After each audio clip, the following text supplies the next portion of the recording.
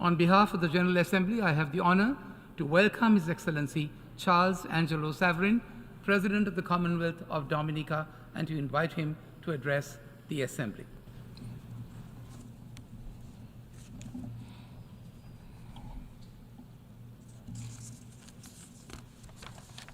Mr. President, Your Excellencies, heads of state and heads of government, distinguished delegates, ladies and gentlemen, I bring you warm greetings from the citizens of the Commonwealth of Dominica. Mr. President, my delegation and by extension the government and people of the Commonwealth of Dominica wish to congratulate you on your elevation to the office of President of the 78th session of the United Nations General Assembly and wish you every success during your term. As Dominica currently holds the chairmanship of the Caribbean Community, CARICOM, I also extend to you the support of CARICOM during your tenure. Your appointment is testament to the fact that small island developing states' contribution to the multilateral system is of crucial importance, particularly with the innumerable challenges confronting such states globally. Having served as ambassador of the Republic of Trinidad and Tobago for several years, your experience and knowledge on many of the current issues impacting member states should serve you well in leading the Assembly over the next year. Mr. President, it is quite evident that the challenges being faced globally can be daunting.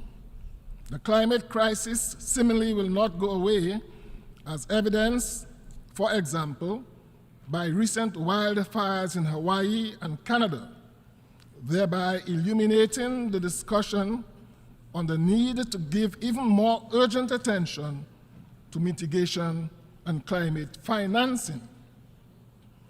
Global inflation has impacted significantly on the livelihood of the most vulnerable, while there is justification for increasing concern over chronic, non-communicable diseases adversely impacting the health and wellness of our people. Mr. President, the conflict in Ukraine continues unabated amidst the global call for an end to this terrible war. Such a situation would normally be unthinkable in this 21st century. As the conflict escalates, the World Bank's most recent estimate for the reconstruction and recovery of Ukraine is placed at US $411 billion.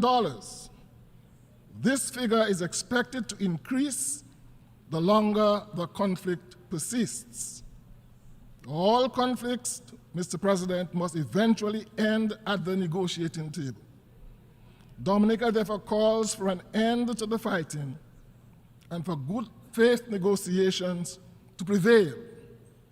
We join all those resolute in their international obligation to uphold peace as outlined in the United Nations Charter, and we support the call for a resolution to the issues giving rise to this conflict.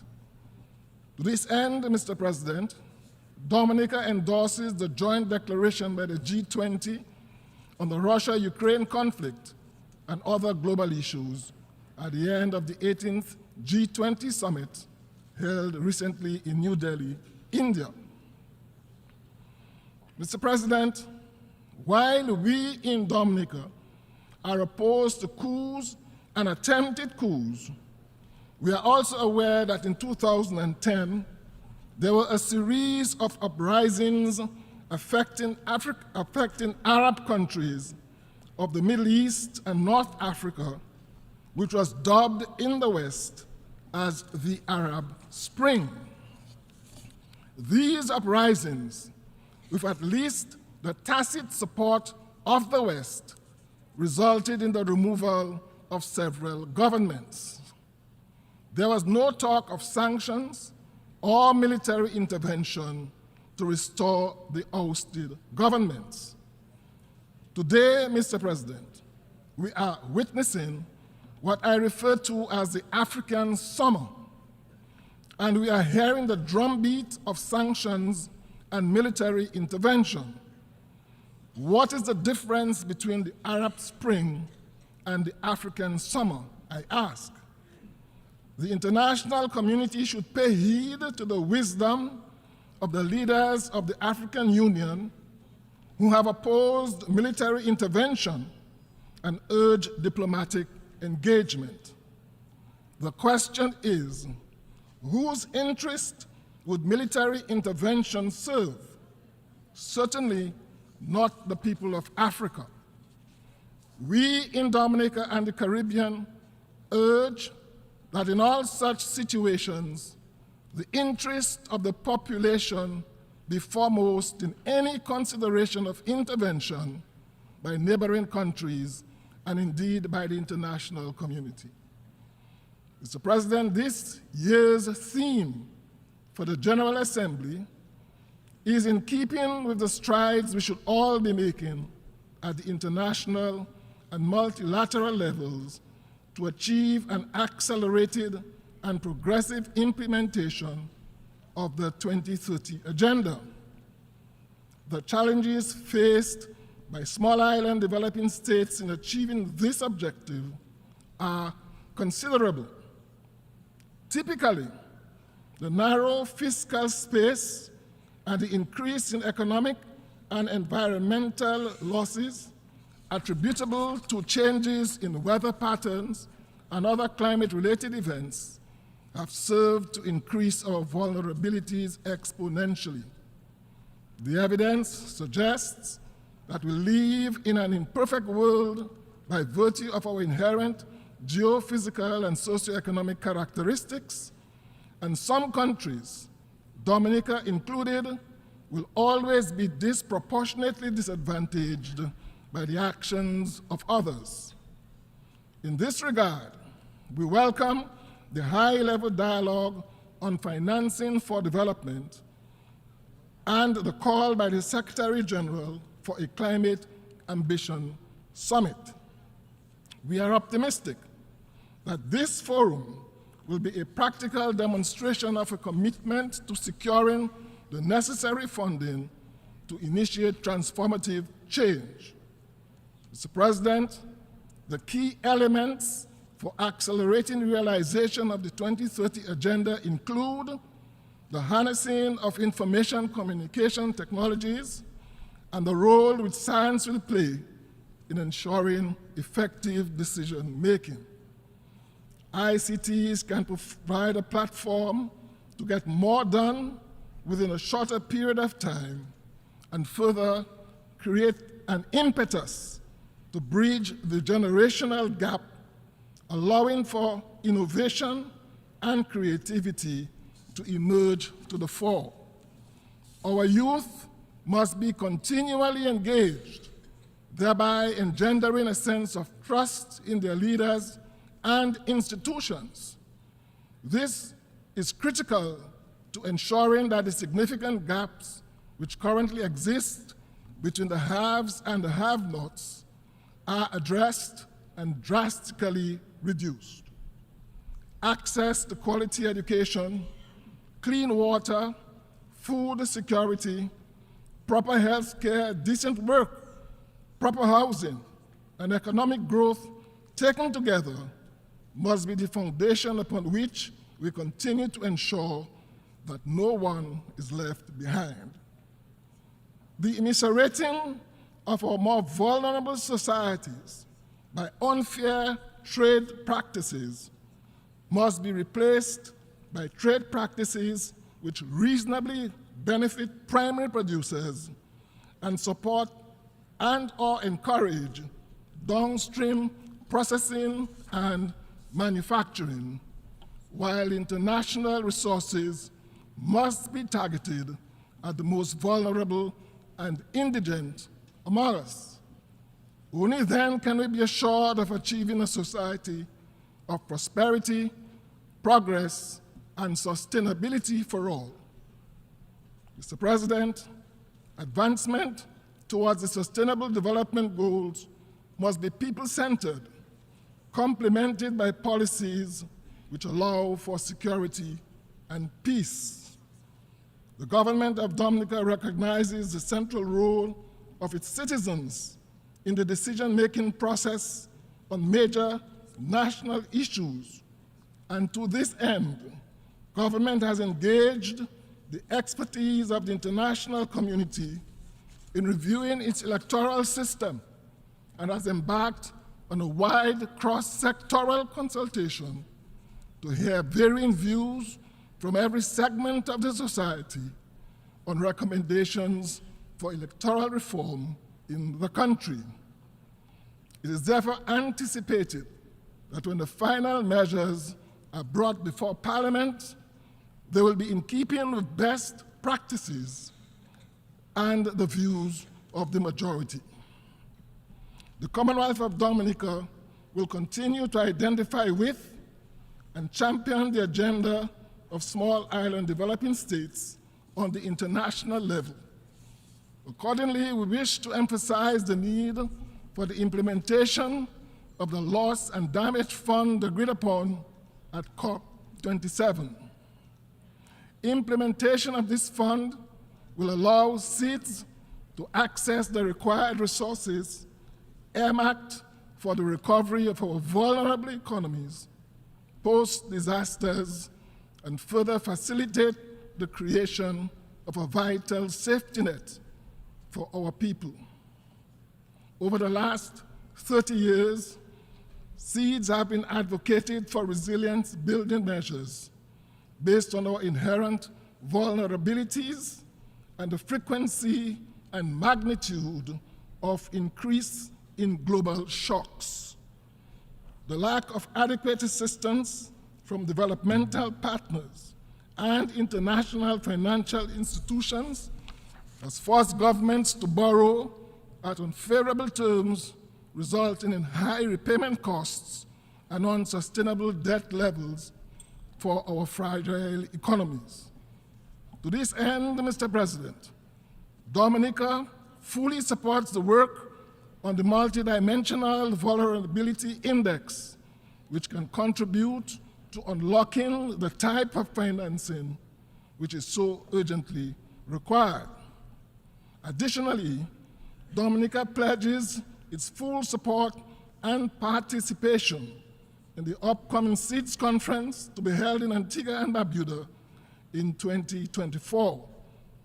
This conference should serve as a watershed moment for all SEEDS, such that action-oriented outcomes can be derived. Moreover, mindful of the confluence of challenges confronting SEEDS today, there should be no further delay in the much-needed reform of international financial institutions to address the contemporary realities of debt distress and debt solvency.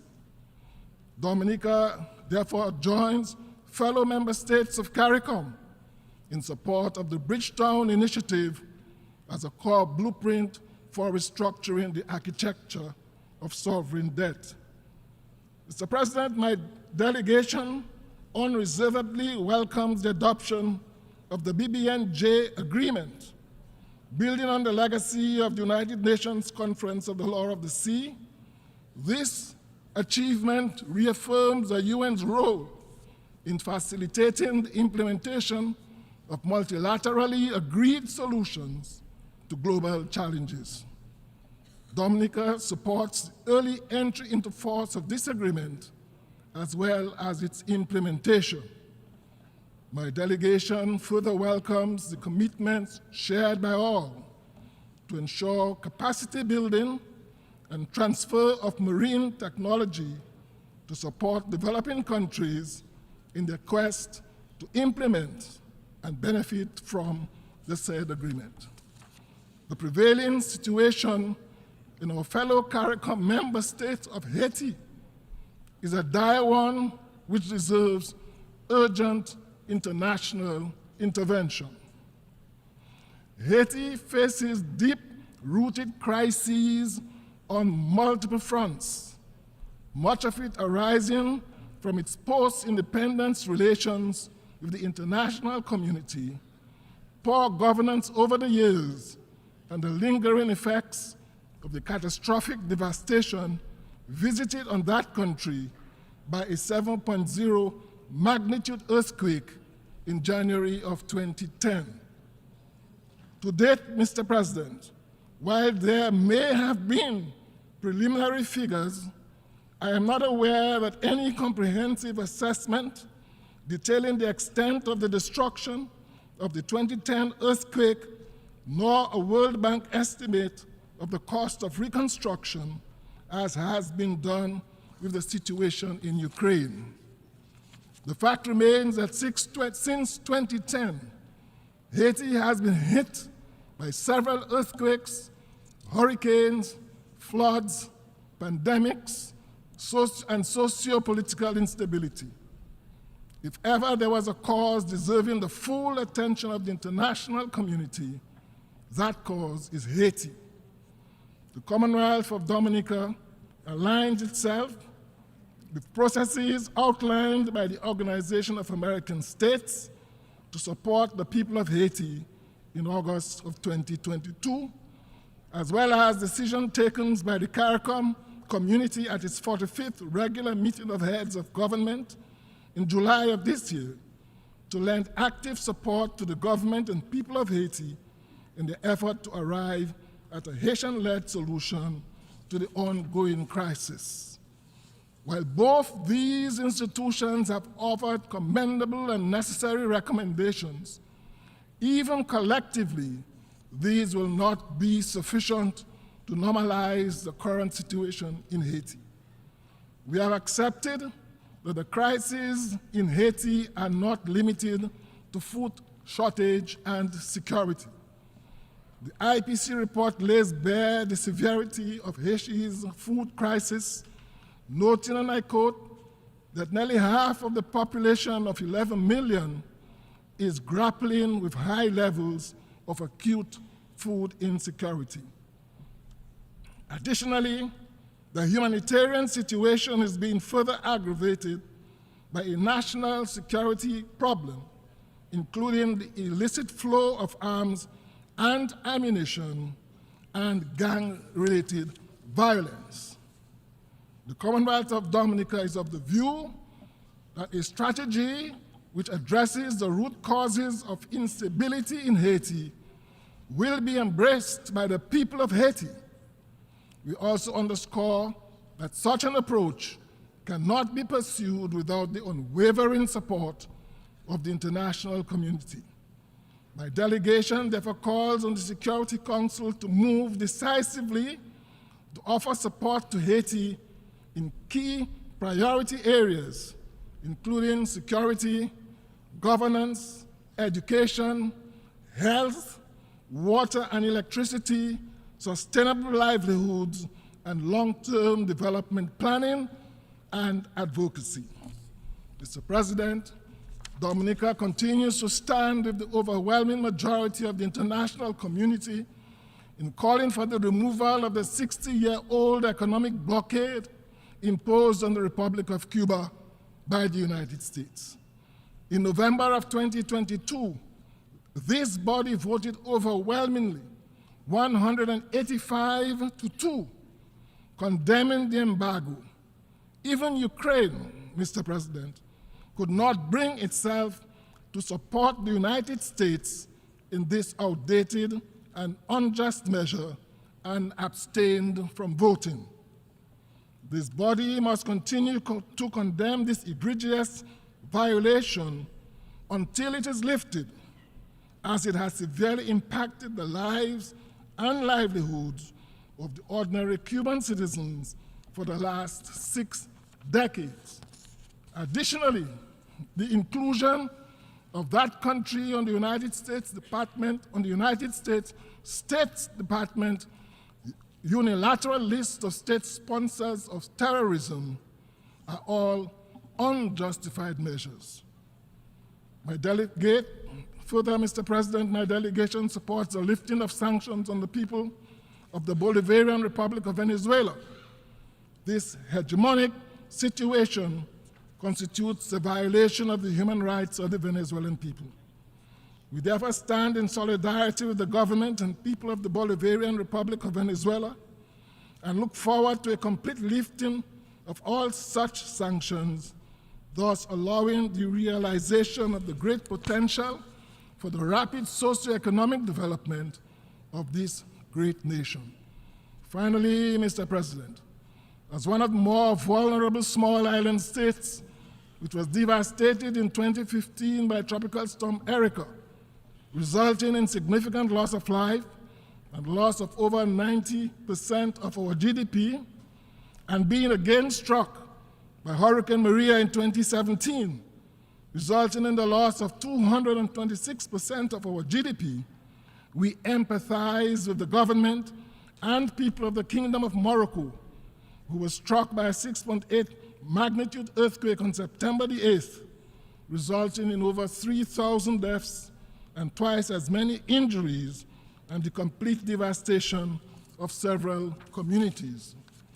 Similarly, Mr. President, Dominica empathizes with the government and people of Libya, who experienced flooding of biblical proportions, resulting in the loss of more than 20,000 lives, with thousands of citizens still unaccounted for, according to UN reports, and incalculable devastation in terms of infrastructure and built heritage.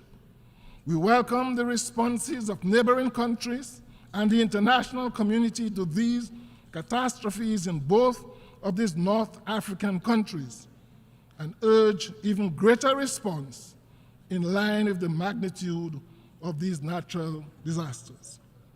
Mr. President, I end by calling all member states of this United Nations to recommit ourselves to this organization as an instrument of our joint obligation to the global community. And I wish you, Mr. President, and all delegates to this 78th session every success during these deliberations. I thank you. On behalf of the Assembly, I wish to thank the President of the Commonwealth of Dominica for the statement just made, and I request protocol to escort His Excellency. Distinguished delegates and excellencies, may I have the singular honor of presenting to you my President. The Assembly will hear an address by His Excellency Ranil Wickremesinghe, President of the Democratic Socialist Republic of Sri Lanka, as head of state. I request protocol to escort His Excellency.